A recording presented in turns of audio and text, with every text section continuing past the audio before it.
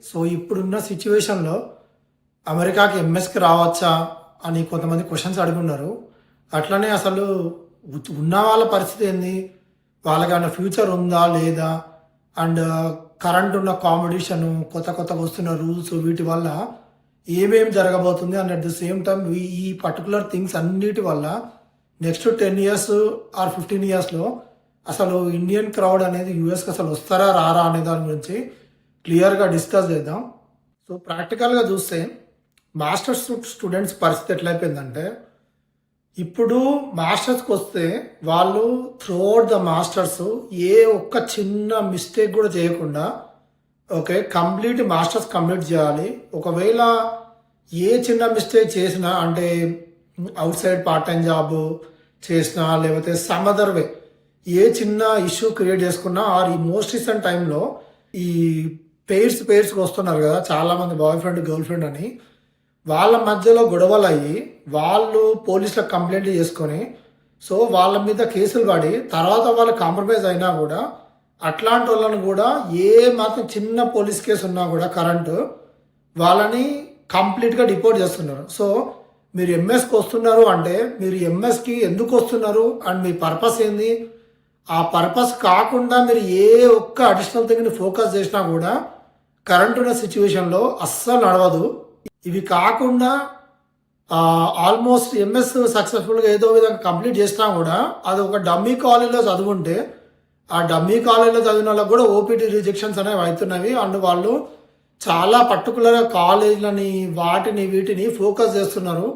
ఏ కాలేజ్లో ఎంతమంది స్టూడెంట్స్ ఉన్నారు అండ్ వాళ్ళు ఎందుకు ఈ కాలేజ్కి వెళ్తున్నారని, అది కాకుండా ఆన్లైన్ క్లాసెస్ అనేవి కంప్లీట్గా తీసేయాలని. సో ఇట్లాంటి చాలా చాలా హంగామాలు జరుగుతున్నాయి. సో నువ్వు ఇప్పుడున్న సిచ్యువేషన్లో మాస్టర్స్కి రావాలి అంటే ఖచ్చితంగా నువ్వు మాస్టర్స్ చదవడానికి మాత్రమే రావాలి. ఇంకే ఒక్క అడిషనల్ థింగ్ ఫోకస్ చేసినా కూడా ఇంకా అమెరికాకు వచ్చి మాస్టర్స్కి వేస్ట్. అంతా కష్టపడి మాస్టర్స్ కంప్లీట్ చేసారు, ఓపీటీ రావాలి. ఈ ఓపీటీ చెప్పినా కదా, ఏ మాత్రం చిన్న ఫెలనీ కేసు, చిన్న కేసు ఉన్నా కూడా కరెంటు ఓపీటీ అనేది రిజెక్ట్ అవుతుంది. సో ఆ ఓపీటీ కూడా ఫస్ట్ 1 year ఇస్తాడు అండ్ ఫస్ట్ 3 monthsలో జాబ్ రావాలి.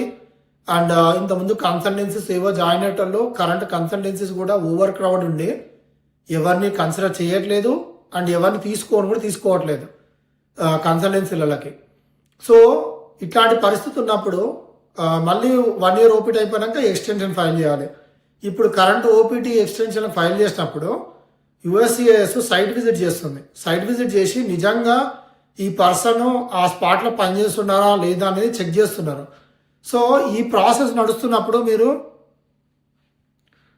ఒకవేళ నిజంగా జాబ్ లేకపోయి ఉంటే, ఆ జాబ్ లేకపోతే పెద్ద ప్రాబ్లం కదా.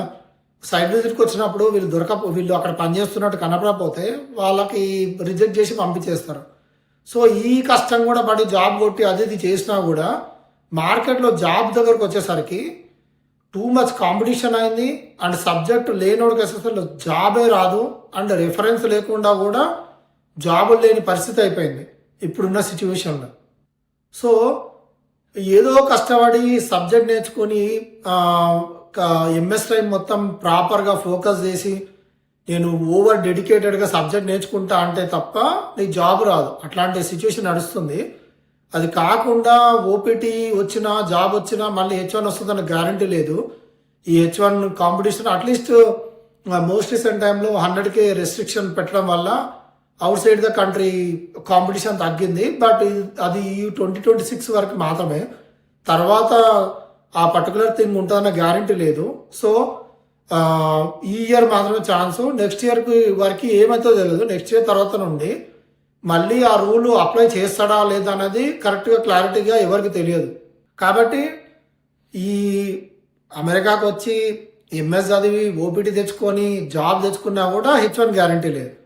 సో ఆ H1 వస్తే కానీ అట్లీస్ట్ కొంచెం ఒకే రీజనబుల్ అనే పరిస్థితి లేదు. కానీ చాలామంది ఏమనుకుంటారంటే H1 వస్తే మనం సెటిల్, ఇంకా అప్పటి తర్వాత ఏం హెడేక్ ఉండదు అనుకుంటారు. కానీ H1 వచ్చినాక మళ్ళీ అమెండ్మెంట్లు, జాబ్ లేకపోతే 2 months 60 days టైం ఉంటుంది.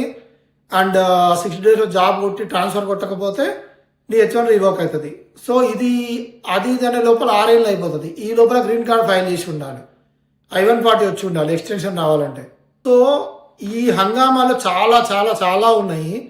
ఈ సేమ్ సిచ్యువేషన్ ఆల్మోస్ట్ H1లో వచ్చేటోళ్ళకి కూడా సేమ్ H1లో వస్తారు. జాబ్ వాళ్ళకు ఉన్న ఒకే ఒక అడ్వాంటేజ్ ఏంటంటే వాళ్ళకి సబ్జెక్ట్ వచ్చి ఉంటుంది, అంటే కంపెనీ నుండి వచ్చి ఉంటారు కాబట్టి వాళ్ళకి ఆల్రెడీ బై డిఫాల్ట్గా జాబ్ ఉంటుంది. సో అదొక సేఫ్టీ ఉంది వాళ్ళకి, అదొక సేఫ్టీ నెట్. అట్లీస్ట్ జాబ్ ఉంటుంది. ఇక్కడ 60 డేస్కి జాబ్ పోయినా కూడా అదే కంపెనీ ఇండియా నుండి వచ్చి ఉంటారు కాబట్టి అదే కంపెనీ ఇండియాలో ఉంటుంది కాబట్టి వాళ్ళ జాబ్ మళ్ళీ అవైలబుల్ ఉంటుంది బ్యాక్ వెళ్ళాక. కానీ ఎంఎస్కి వచ్చిన వాళ్ళ లైఫ్ అంత ఈజీ కాదు, చాలా చాలా టఫ్ ఉంటుంది. ఈవెన్ ఎంఎస్ కంప్లీట్ అయిన తర్వాత ఏదో తేడా ఒకటి ఇండియాకి వెళ్తే ఇన్ని లక్షల అప్పు పడుతుంది, ప్లస్ సబ్జెక్ట్ వచ్చి ఉండదు. ఎంఎస్లో ఏం నేర్చుకునేది ఏమి ఉండదు. మన బీటెక్ లాగానే, బీటెక్లో ఎట్లయితే బీటెక్ అయిపోయినాక మనకి ఏం రాదో సేమ్ సిచ్యువేషన్లో ఎంఎస్కి వచ్చినా కూడా ఎంఎస్ అయిపోయినా కూడా మనకి ఏం రాదు. సో ఎంఎస్ అయిపోయిన వెంటనే పంపించే పరిస్థితి వచ్చింది అనుకో, ఆల్మోస్ట్ ఇండియాకి వెళ్తే మనకి ఏం రాదు, మళ్ళీ నిల్లు. అంటే బీటెక్ అయిపోయినాక ఎట్లయితే ఏం రాక ఏం జాబ్ కొట్టలేక అమెరికాకి వస్తాం కదా, అట్లనే మళ్ళీ ఎంఎస్ అయిపోయి రివర్స్ పోయినా మళ్ళీ అదే పరిస్థితికి వస్తారు. సో మహా అంటే కొంచెం ఇంగ్లీష్ ఇంప్రూవ్ అవ్వచ్చు, దట్టు నువ్వు ఇండియన్ క్రౌడ్ లేని యూనివర్సిటీస్కి పోయి ఉంటే. సో అదర్ దాన్ దట్ మన లైఫ్ ఆల్మోస్ట్ సేమ్. సో ఎంఎస్కి వచ్చేటోళ్ళు కూడా ఇంకోటి, ఇవన్నీ తెలిసిన తర్వాత కూడా ఇంకా ఎంఎస్కి రావాలి అనుకుంటే మాత్రం there are lot of universities.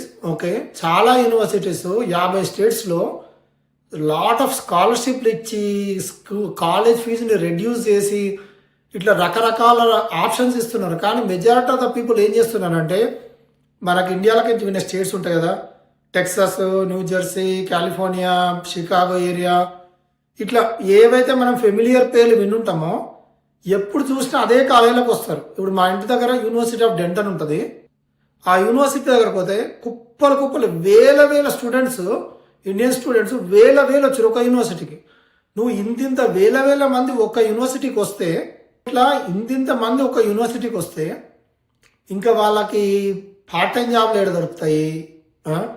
And ఒకవేళ గ్రాడ్యుయేట్ అనకైనా అందరు లోకల్ టు డాలస్ అవుతారు. సో అంతమందికి జాబులు దొరకడం కష్టం. సో కానీ చాలా యూనివర్సిటీస్ చాలా స్కాలర్షిప్లు ఇచ్చి ఆల్మోస్ట్ టీఏ, ఆర్ఏ ఇట్లాంటి జాబ్స్ ఇచ్చి నీ ఫీజు మొత్తం కంప్లీట్ ఫీజు మొత్తం క్లియర్ చేసే పాసిబిలిటీ ఉంది. కానీ మెజారిటీ ఆఫ్ ద స్టూడెంట్స్ కన్సల్టెన్సీలు నమ్ముకొని అక్కడికి వెళ్ళి వాళ్ళకి ఏ యూనివర్సిటీ అయితే మనీ ఇస్తుందో ఆ యూనివర్సిటీస్కే వాళ్ళు సబ్మిట్ చేస్తే కుప్పలు జనాలు గొర్రెల్లాగా ఒకటే ఒక యూనివర్సిటీ ఆర్ స్పెసిఫిక్ యూనివర్సిటీస్కి వస్తున్నారు.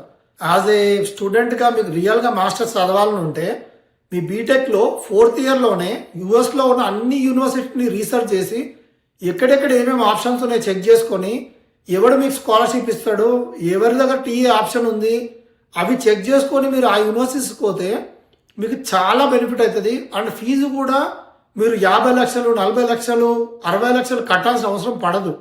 నా యూట్యూబ్లో ఛానల్లోనే 2-3 వీడియోలు ఉన్నాయి, university of north Dakota and some other universities. ఆ వీడియోలు చూడండి. వాళ్ళు టోటల్ యూఎస్లో ఎంఎస్ మొత్తానికి ఒక 10 లక్షలు కూడా ఖర్చు పెట్టలేదు. ఎందుకంటే వాళ్ళకి కాలేజీలోనే పార్ట్ టైం జాబు, కాలేజీలోనే టీఏలు, ఆర్ఏలు జాబులు వచ్చినాయి. వాటి వల్ల వాళ్ళు పెద్దగా కాలేజీలో ఫీజులు కూడా కట్టుకోలేదు. సో మహా అంటే 10 లక్షలు, 15 లక్షలలో పెద్ద టాప్ యూనివర్సిటీలలో ఎంఎస్ కంప్లీట్ చేసేవాళ్ళు. సో స్టూడెంట్స్ ఎంఎస్కి రావాలనుకునేటోళ్ళు మంచి యూనివర్సిటీస్ని రీసెర్చ్ చేసుకొని ఎవరైతే మీకు స్కాలర్షిప్ ఇస్తాడో, ఎక్కడైతే మీకు బెనిఫిట్ అవుతుందో వాటిని చూస్ చేసుకుంటే మీకు మంచిది. అట్లనే ఎంఎస్కి వచ్చినారు అంటే చాలా డెడికేటెడ్గా, చాలా సీరియస్గా నేను జాబ్ కొట్టాలి, 2 ఇయర్స్ తర్వాత ఎంఎస్ అయిపోయిన తర్వాత నేను జాబ్ కొట్టాలి అనేది నువ్వు ఎంఎస్కి వచ్చిన డే 1 నుండి నీకు మైండ్లో ఉండాలి. అండ్ డే 1 నుండి నువ్వు కనీసం 1 అవర్ 2 అవర్స్ టైం స్పెండ్ చేసి సబ్జెక్ట్ నేర్చుకోవాలి.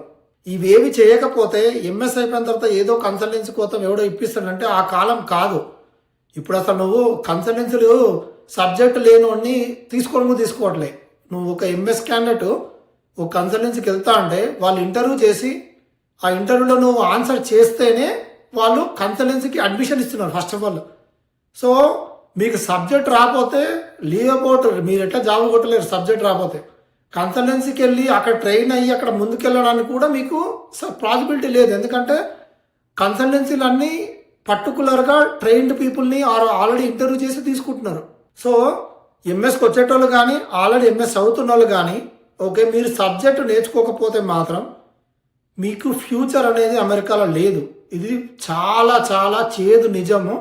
ప్రతి ఒక్కరు తెలుసుకోవాలి. ఎందుకంటే సబ్జెక్ట్ రాకుండా అసలు ఛాన్స్ లేదు. ప్రతి ఒక్కరు ఇన్ పర్సన్ ఇంటర్వ్యూ అంటున్నారు. ప్రతి ఒక్కరు కోడింగ్ ఛాలెంజ్ ఇస్తారు. నువ్వు ఆ కోడింగ్ ఛాలెంజ్లో ఫస్ట్ కంప్లీట్ చేస్తే ఇన్ పర్సన్ రమ్మంటారు.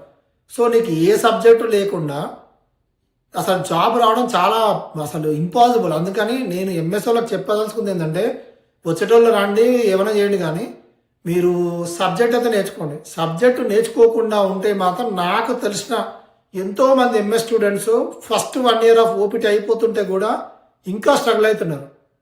సో నేను చెప్పదలుచుకుంది ఏంటంటే, ఎంఎస్కి వస్తే రండి, okay. And at the same time already MS అవుతున్నాను, గర్ల్ ఫ్రెండ్స్, బాయ్ ఫ్రెండ్స్, ట్రిప్పులు, వీడియోలు ఇవన్నీ పక్కా పెట్టి ఫస్ట్ థింగ్ ఫోకస్డ్గా సబ్జెక్ట్ నేర్చుకోండి. ఎంఎస్ అయిపోయే టైంకి నీ ఓన్గా నువ్వు జాబ్ కొట్టే స్టేజ్కి రావాలి. టెక్నాలజీ అనేది చాలా సింపుల్, చాలా ఈజీ నేర్చుకోవడము. సో ఫోకస్డ్గా నేర్చుకోండి సబ్జెక్టు. ఎంఎస్ అయిపోయినాక జాబ్ కొట్టండి అండ్ మీ లైఫ్ను మార్చుకోండి. ఇది నేను చెప్పాలనుకున్నా. Thank you. See in the next video.